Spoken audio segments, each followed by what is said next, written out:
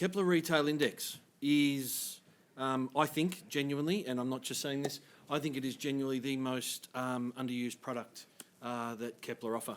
I think it's got a bunch of different applications. So I'm going to do, I'm not going to do a training session. I'm going to show you the basic structures, but I want to talk to you about how it should be used, how it can be used. And it's an interactive session. So if you see something that catches your eye, I'm going to ask you at a couple of key points. What are you looking at? What are you doing? I want you guys to hit me with stuff. So this is not if you let me talk for 45 minutes, I will talk for 55 minutes. Don't let me speak for more than 30 because this is about you guys, not about me. I know how it works. All right. The basic principles are, it is aggregated variance, okay? You will not ever see a base rate. So if you want to see what is the sales conversion in New South Wales, what is the total state, you will not see it. You will see how Victoria has moved against Victoria against other things. It is an aggregated performance. There are over 1,800 stores across Australia and New Zealand, and they're broken up in different ways. Consider this as your share of wallet indicator, and it breaks down into what share of wallet you get to. There are categories, there are geographic aggregations, there are location profiles, there are shopping centres broken out, there are landlords broken out, but it is an aggregation across those different clusters of share of wallet. So if you have a store in Chadstone and you want to know if your store is going well against Chadstone, then this will tell you. If you sit there and you say, I have a store in Chadstone and it is better than my store at Wetherill Park, of course it is. That's just the way it works. But how do you know if you're moving in line with those things? How do you know if your Chadstone store is moving in line with the Chadstone Centre and your Wetherill Park is actually 5 times ahead of the Wetherill Park Shopping Centre? What then is good? And the reason this product is important is when I sit on the client side of the business, and I did for a long time, and I work with a lot of our early clients, the first 2 questions I got were, what is good and where should I be? Right? And they're the questions that bug everybody. This is the answer. This is where it is. There are 6 screens. I'm not going to bore you with each one. I'm going to go through the use cases. If you are a Kepler client and you have retail stores, you get all 6. If you're a non-Kepler client, you get 4, and I'll explain why when we get into them. There are lots of different comparison bases. In fact, the reality is I probably only use 3 or 4. I like the period on period. I like to look at week on week or month on month, year on year, that kind of stuff. I like to look at pre-COVID. Does everyone remember pre-COVID? Distant, vague memory. Yeah, it's a vague memory. I think the reality is, based on everything that I'm seeing, and I'd love to have this discussion with you guys as we get through today, based on everything that I'm seeing, once we get past October and we're out of any of those lockdown ramifications, that's it. This is normal now. This is the way we live our lives. The 3-year stuff, which is kind of cool to have, right? It's really powerful when you're taking it to landlords. It's really powerful when you're plotting how do my stores network look in the next 2 years, next 3 years. That's powerful. But from how do my stores behave today, how are they going to behave tomorrow, the forecasting stuff that Tennille just talked about, this is normal. There's an aggregated perspective. I do like the first week index. That's quite a nice one. And there's some rolling aggregations as well. Benchmarking is number 1. Did we win? If so, why? If not, why not? Did my sales go up compared to everyone else in my category? Did my sales go up in the shopping centre or in the state? If they did, that's great. Lovely, happy days. But why? How do you know if you won? Why did you win? Did you win for sales conversion? Did you win for shopfront conversion? What is it that is working? There's an application in here around the location hit list. So I spent a bit of time this morning talking about what will my stores look like if I open up in a location. But how do you know what your location hit list is? That's a really, really big one, right? I think back to my old property manager, and she was fantastically networked.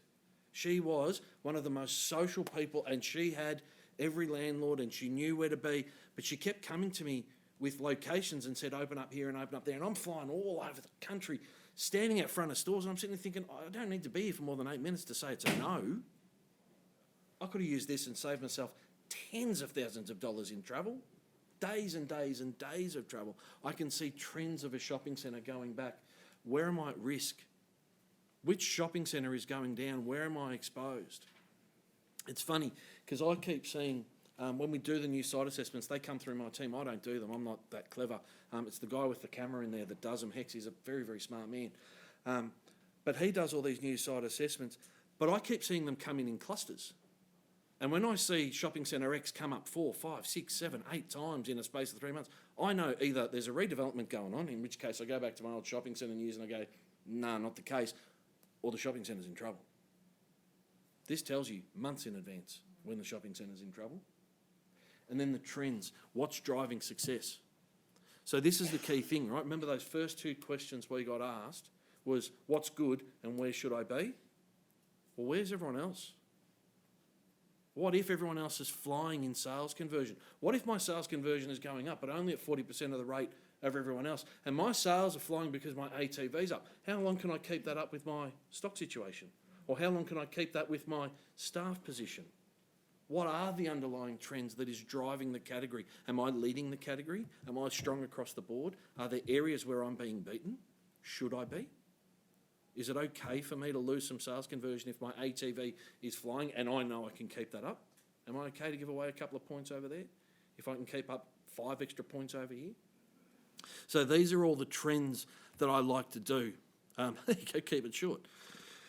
Oh yeah, that's... On that trends point, is it just your own data that you're using to come up with those? Both. Excellent question, thank you. You can stack you against any of the aggregations. So I'll show you that now.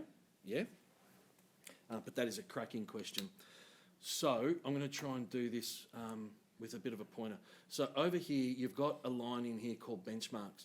Anything below benchmarks is a Kepler aggregation. So I'll shrink some of these up. There's a geographical, so you can go Australia, New Zealand, you can go North Island, South Island, New South Wales, ACT. I spent a lovely week in Canberra one day, all that kind of stuff. You've got categories from athleisure, health and beauty, houseware, stationery, all these subcategories, which cover the majority of our spend, and we try and align them to ABS data, okay? There are location profiles. So CBD, homemaker centres and retail parks, metros, strips, all of these kind of things.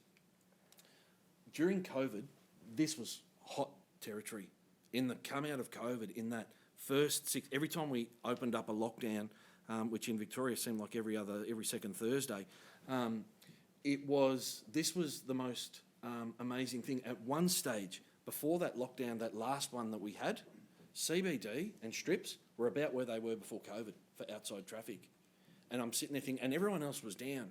So we're going to look at some examples. I went through some stuff, some really cool stuff.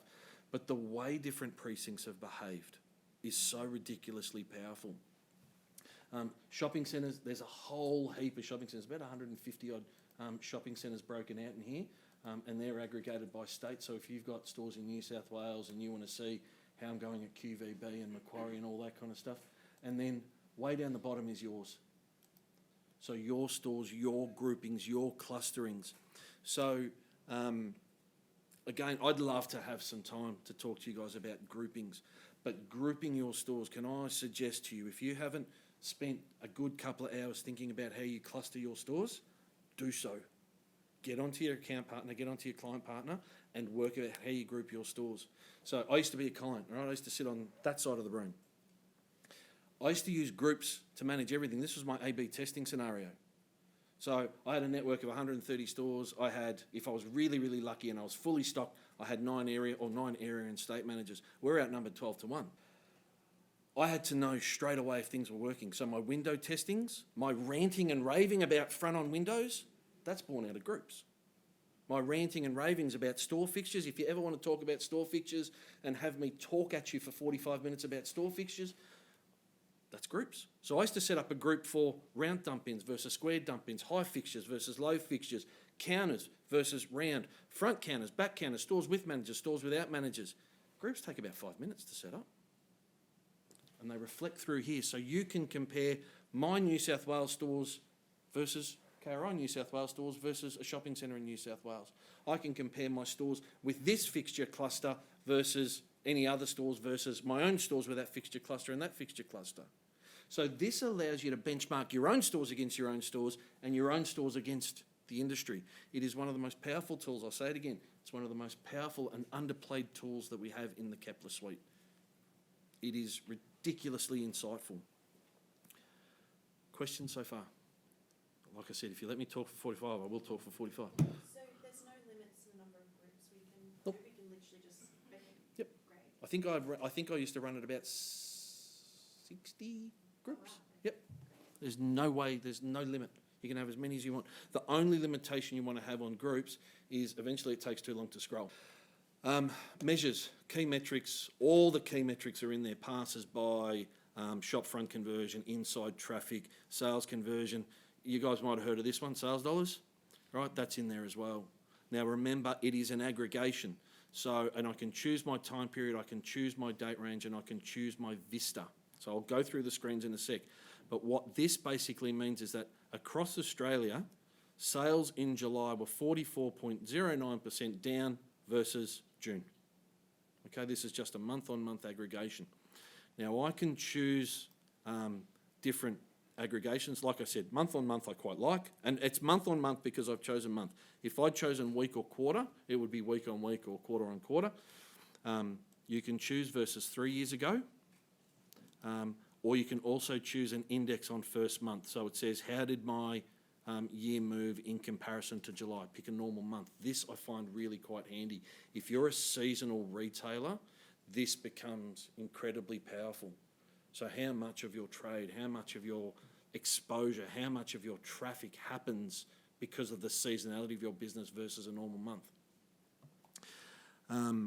Now, I can rack and stack. Sorry, I can see my screen with these and I can't see you without these, so I apologise if I'm not having a moment. I'm just trying to see. So let's say I want to choose Australia because we're in Australia and I've selected all states. I'm not going to select it from here. I'll look at the total. I'll take you through that in a sec. And I want to see, let's say the categories are just Australian. They don't include New Zealand because we want to have a cluster so you can't break down who is who. We need to have a certain number, right? Your data is your data and no one else should see your data unless you choose to show it to them. So let's say I want to see what's happening in clothing women's versus Australia versus index on the first month, and I can just see, and I can rack and stack as many of these as I choose, and they just keep adding in. If I want to see how, for argument's sake, outlet centres have been moving. Now, please understand, that is Australia as a group, it is women's clothing as a group, and it is outlet centres as a group. It is everyone who fits that bill is contained within. So this is not women's stores in outlet centres, this is just outlet centres in total. And then I can add my own groups or clusters, so I can see my own stores against that, and it will just keep driving.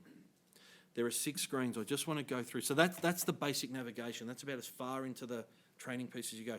If you take it on, you get heaps of training, right? We don't just, here you go, see you later, I'll talk to you in 3 months' time. It's not the way we operate. But the second piece is, if you take it on, you will get the training. If you need more detail before you make the decision to take it on, call us. That's what we're here for, right? So it is, you can get a one-on-one, you can get live demos of anything that you want to see. Now, KRI compare groups. There are 6 screens, there's 7, one's just got the detail. There are 7 screens that are, or 7 vistas that are available to you. Compare groups, cunningly enough, allows you to compare one group versus another group versus another group. I pick my metric that I want, and then I just choose my time aggregations, and I get 3. I get some public holiday stuff, so you can see how Black Friday impacted, all that kind of stuff. Yes. Yep.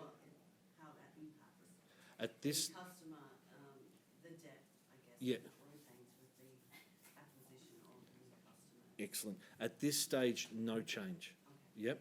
So we've got a squad that is working to bring that data in. Yep. Once they've done their bit, so if you haven't met Phaedrian, geez, he's clever. If you haven't met Phaedrian, do have a chat to him about it. Their plan, I think, is, don't quote me, next 2 to 3 months.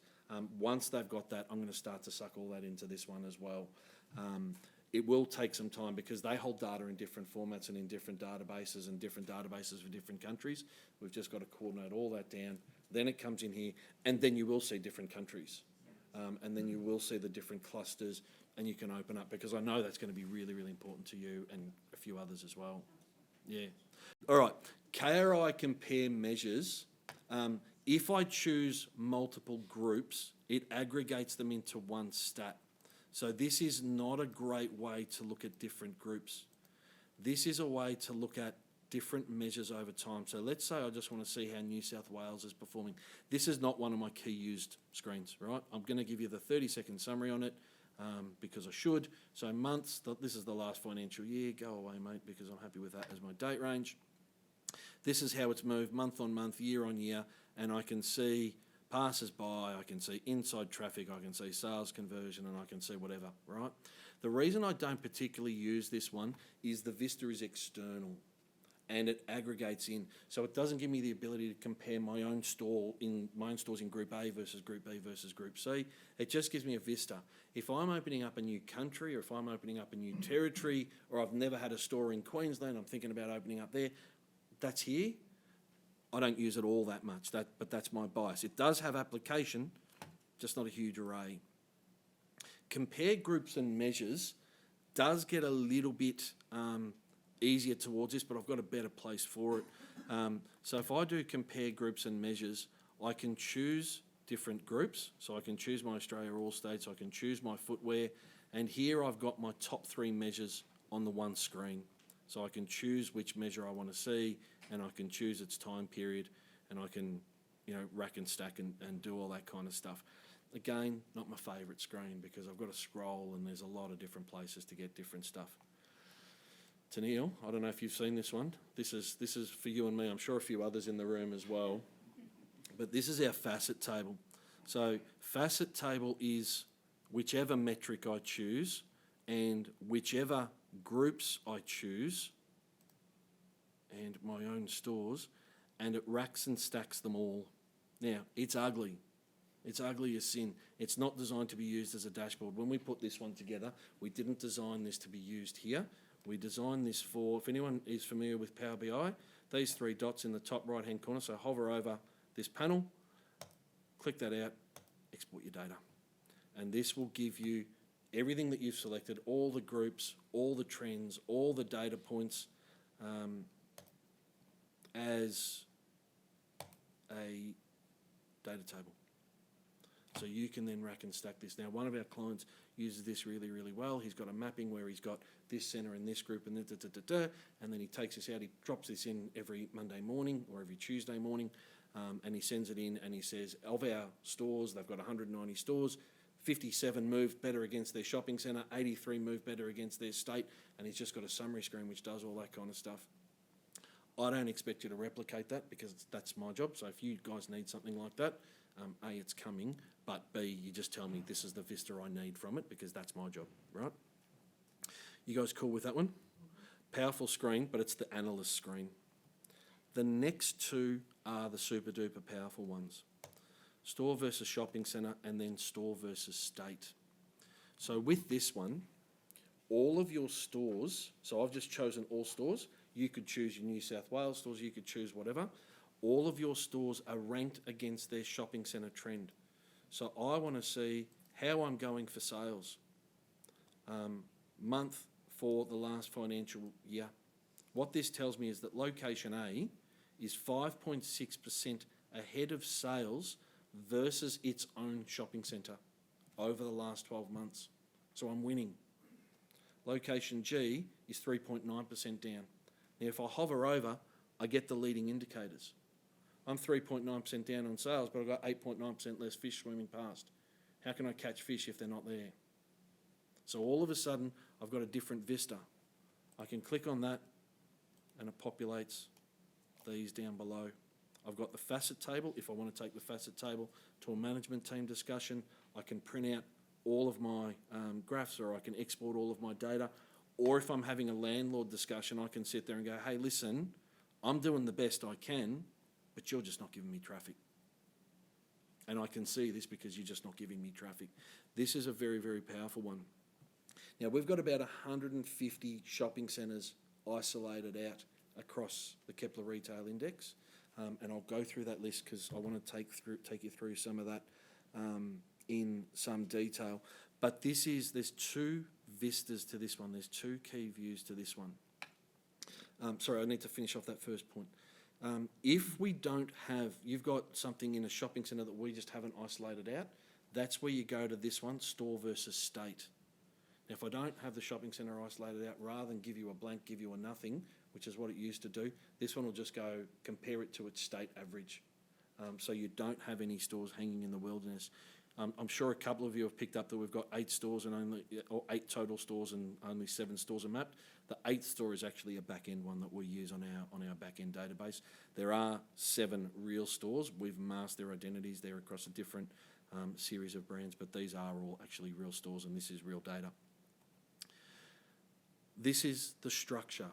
This is the overview. I want to get into some use cases. Before I get into some use cases, any questions?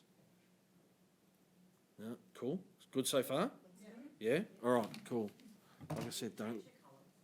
Oh, I knew, I was going through this last night, right? I'm going through it last night. I'm like, I know which question I'm going to get. I'm going to get to Neil saying, can you change the colours? No, it's got a randomiser in the Power BI because every time you choose a group, it's really quite hard. Every time you choose a group, it picks colours for it. And so it's... The guys are really bugged by that question. Yeah. Like you had them locked up for days. Anyway, cool. All right. I want to go through this store versus shopping centre, store versus state. This is the win-lose. I call this the win-lose and why dashboard. Everything in my world has a nickname. This is win, lose and why. I won. Why did I win? I got more sales. I got more sales because I was actually able to use it better. I got better sales conversion, I got better ATV, and I had more people inside my store, and that all combined to get me to win. So I know how this works. I'm better than average. Why did I lose? I lost because despite all of my best efforts to drive ATV, despite my best efforts to keep sales conversion up, I fell a little bit there versus the shopping centre. I just can't get people in my store because there's no one outside my store. This is a landlord discussion.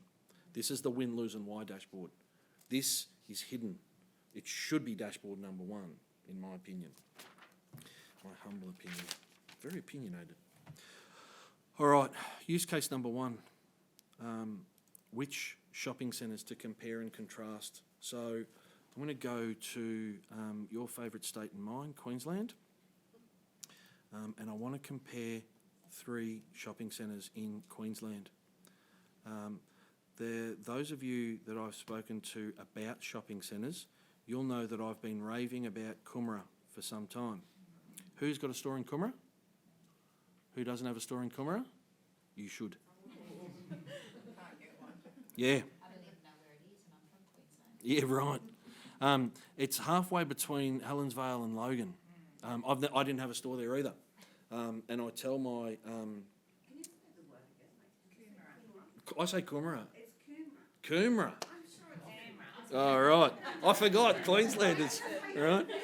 I forgot. Can you say... Well, how should I say Mudgery-Bar? Because I've got no idea on that one. Mudgery-Bar? Mudgery-Bar. Right. There we go. See, I got that one wrong too. All right. So I want to have a look at this one. I want to have a look at 3 centres in Queensland. I have selected Chermside, Coomera, and Garden City. Did I get that one right? Yeah. Bloody Queenslanders. All right. So there's a couple of different perspectives that I want to take on this. The first one is I want to go month, year on year, 3-year lag. Now, if we have a look at this, Garden City started really quite well this financial year and has done actually pretty solid through the back end of last year, but has started to fall behind the other 2 to a degree. A couple of little spikes, but has started to fall behind. Coomera, outside traffic, sales conversion. Sales conversion has been there or thereabouts. Again, a little bit falling behind. Chermside is Chermside, right? Chermside just has, I call them gravity centres. The Chermsides, the Bondis, the Chatties, the Burrigoon, these guys just draw it in. I want to have a look at passerby traffic. So if we have a look at passerby traffic, you'll see that Coomera has just always been a step ahead. It's always been significantly ahead for the last 12 months against these other heavy hitters in the state. It has always been ahead. Notice, Gravity Centre Gravity field's weakened. Yep. Now, I'm going to show you something else.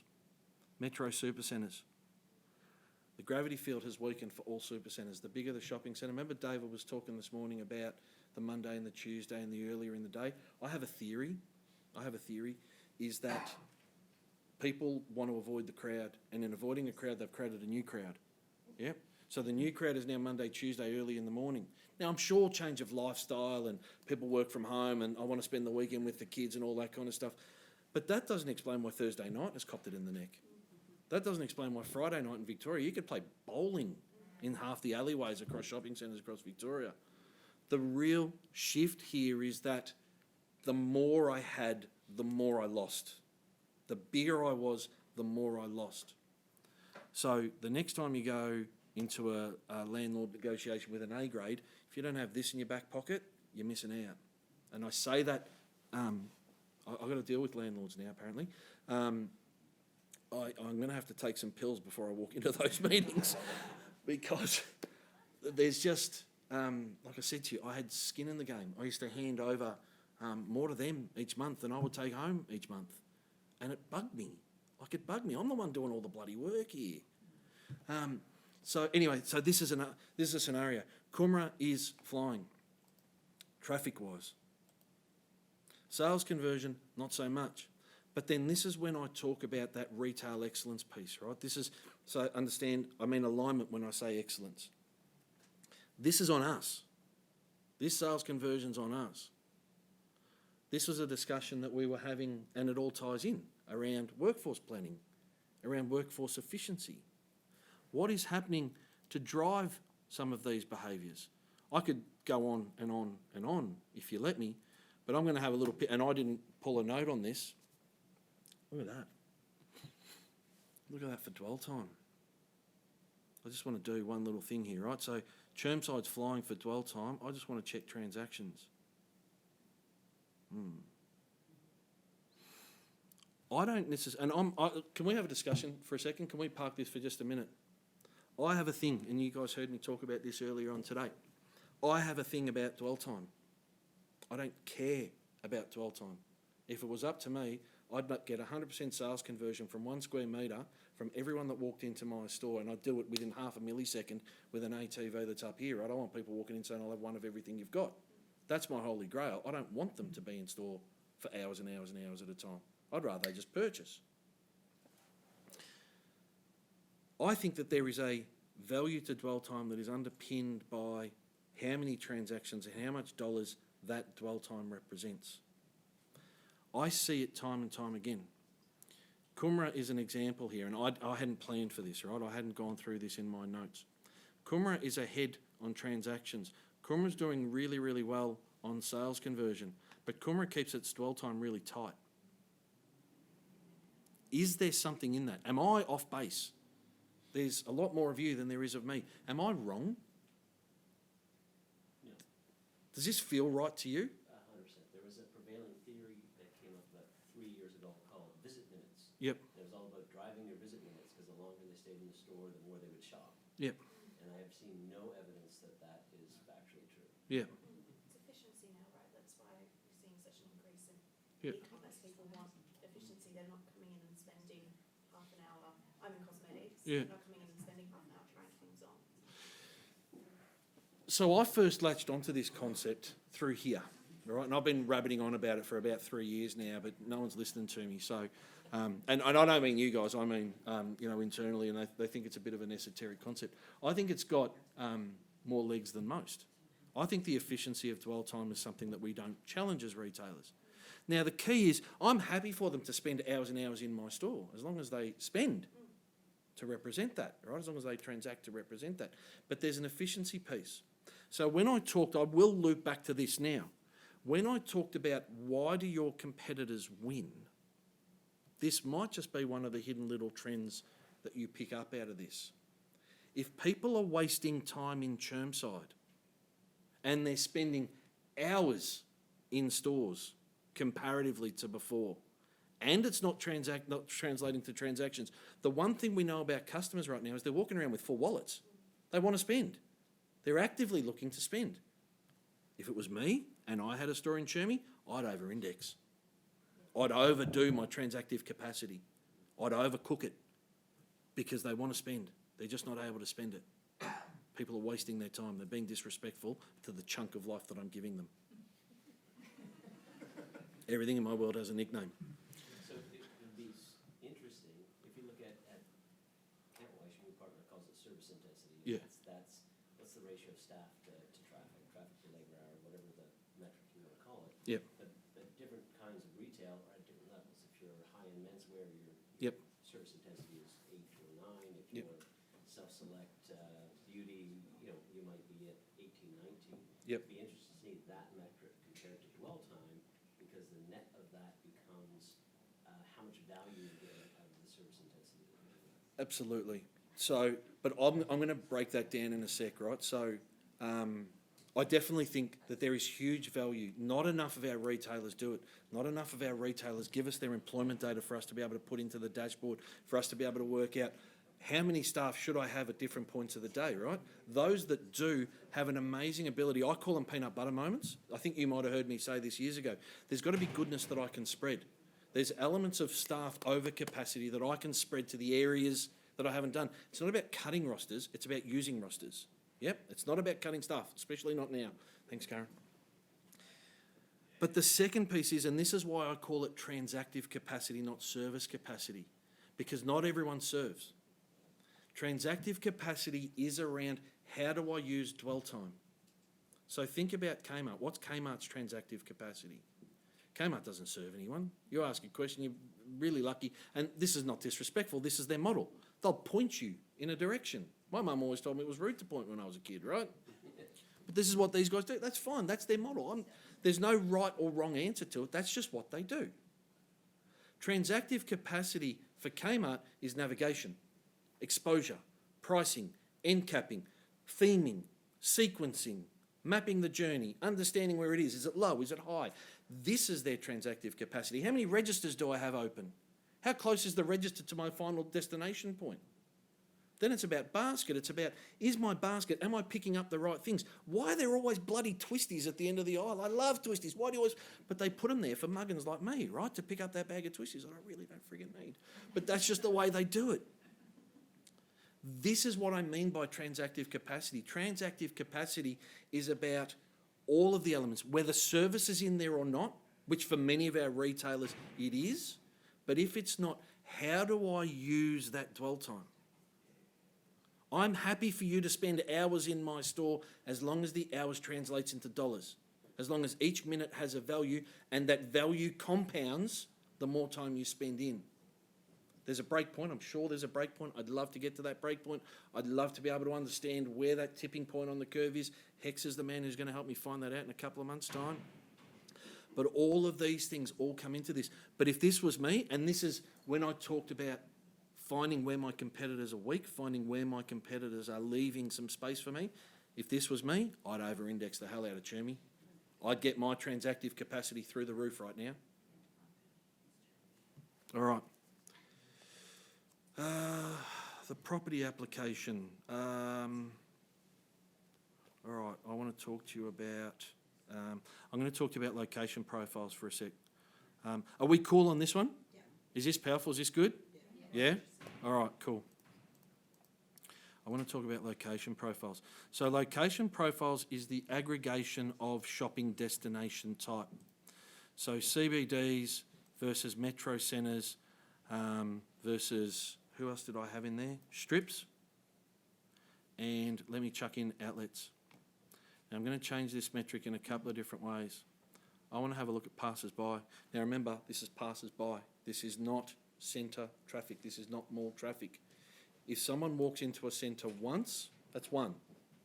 If someone walks past five, that same person walks past 5 stores, we pick them up 5 times. But if that means they're browsing past 5, that's good. If they're browsing past 10, that's even better. If they're browsing past 50, happy days. So we look at the passer-by traffic. Notice one that is always at the bottom of everything in the light blue, which is your outlets. They still haven't recovered from pre-COVID. They haven't. And they're really, really stubborn down here. Does that mean they're bad locations? I'm going to leave this one to you. Let's have a look at sales for a sec. Sales are actually pretty robust. So why is sales robust? Let's have a look at ATVs. There is an undercurrent of the bargain shopper that is absolutely devouring outlet centre stock right now. If anyone has the luxury, and I know most people don't, but if anyone has the luxury of excess stock, this is the time. It is also the time, if you don't have an outlet profile, to approach the landlord. Is this another use case for you? Yep. Does this give you a hint as to where to target some info? All right. Guys, anything else? I got 5 minutes. I want to make sure that I cover. Is there anything else you guys can see? Has anyone got a centre they're thinking of, or a location type they're thinking of, or a state they haven't been in? Is there anything I can do as a live example? Yeah, we'd like to open in Sydney. Done. Okay. So let's have a look at CBDs. Now, I can't break out the Sydney CBD as a CBD. However, let's have a look at, Broadway now. Where did I QV? Yeah. I'm missing it because I'm blind as a bat. Pitch Street. It's probably The Westfield. galleries. The galleries, yep. Yep. Westfield, Sydney. Westfield, Sydney. All right. Now, there's one here that is distorting everything. So this time last year, or for July last year, it had started to, this is month, year on year, it had started to lock up. Now, we've got a bunch of different centres. Let's get rid of, and this is lockdown time. So this is where we need to tinker with our time frames, because there's no point having noise in the time frame. So I'm just going to shoot it down to November 1. Clear up, cleaner. Yep. So they're all down. None of them is doing stunningly well. However, if I had to pick one, I'd pick a street shop for passers-by. If I had to pick one for sales, galleries is king. Yep. Now, galleries. There is no easier shopping centre in the world to get lost in than galleries. We've all done this.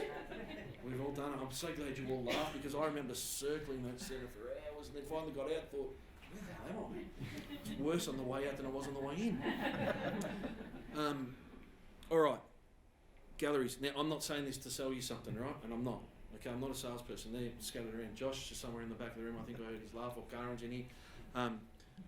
Let them sell you something. But this is where, if you open a store, you're taking $1 million punt. It is $1 million punt. Yeah. By the time you pay rents, by the time you do out your lease term, by the time you've done your shop fit, you are literally gambling $1 million. Go to the casino, put it on red or black, you got a 50% chance. Do it in a retail store, who the hell knows? Yeah. Understand where you should be in Sydney CBD. This is a really, really good example, because now you know I'm going to have more passers-by on the streets, but they're not necessarily shopping on the streets. If I actually want shoppers, I need to go to the galleries. How though? Where in the galleries? Is the galleries uniform? I'll guarantee you that no shopping centre in Australia right now is uniform, because shoppers are far more purposeful.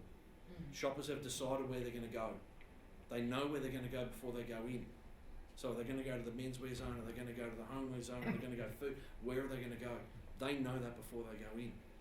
That's where you do an NSA. That's where you do the new site assessments. Go to galleries and say, what are my prospective sites? Now, if you spend $1,500 or $2,000 or $5,000 picking the right site versus taking $1 million punt, that's money well spent. And that ain't cost you $5,000, by the way. It's interesting because you did an analysis for us for a location of galleries, and it was Not good. As in the site was not good, or the site. the site was not good. Yeah. How long ago was that? Late last year. But when I actually walked past the site, there's this massive pillar in front of it. It's like, no, it's a galleries issue. No, And is the galleries good for sales? Yes, but you've got to pick your moment, right? There's one mob in that room, and they've got 2 or 3 sites across QV, I think in particular. And the different stores in different locations actually have vastly different performances. But that stuff around Pillar and all those different locations, again, see that bloke. He spends hours agonising over all of these. He sits there. It's not just a mathematical calculation. He actually opens up photos, he opens up locations, he hits websites, he does comparative sites. It's so much more. Retail is an art. It's a beautiful, beautiful art. Yeah, that's why I get so fired up about it, because it's an art form. I couldn't draw to save myself, but I can retail. So can Hicks. Doesn't know it, but he can. He's very good at it. The Sydney CBD example, but there's obviously a bit of development going on at the moment, and in 18 months, the traffic is going to completely change. Do you have another tool that predicts? No, we don't get. That's a great question. At the moment, we don't get into prediction. But I've been writing notes down as we go, and the first line on every set of notepad that I've taken, I've done 3 so far. The first word I've written is forecasting. It's just, if this is what we need, then this is where we need to get to.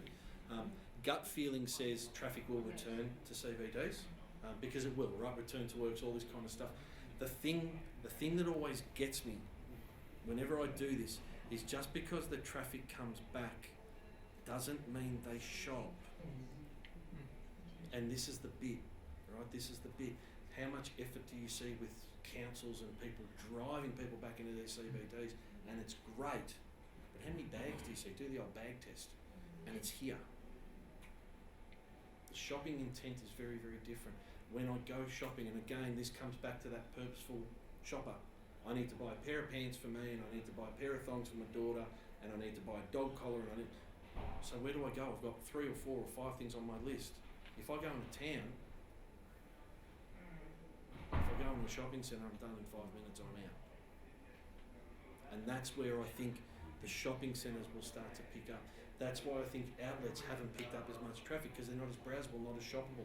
They don't have as many destination purposes. But anyone who goes there, good Lord, they open their wallet and tip it out every time they walk into a store. Sorry, I'm running really, really late. I'm happy to keep going if you guys are. I know I don't need lunch. Questions, comments, feedback, anything else? Happy to leave, happy to stay. I think everybody wants to keep going, right? No? either way, lunch is ready. We can go downstairs if you like, or we can keep going. I'm happy to take. I've got nothing left on my list, but I'm happy to keep running scenarios with you guys if you want. Yeah. This is, again, I'll say it 3rd time and I promise I'll shut up. This is the most underutilised tool that Kepler has. This is so crazy powerful. This is so crazy powerful. Don't make a move without it. I think we'll call it. Guys, thank you so much. Thank you so very, very much.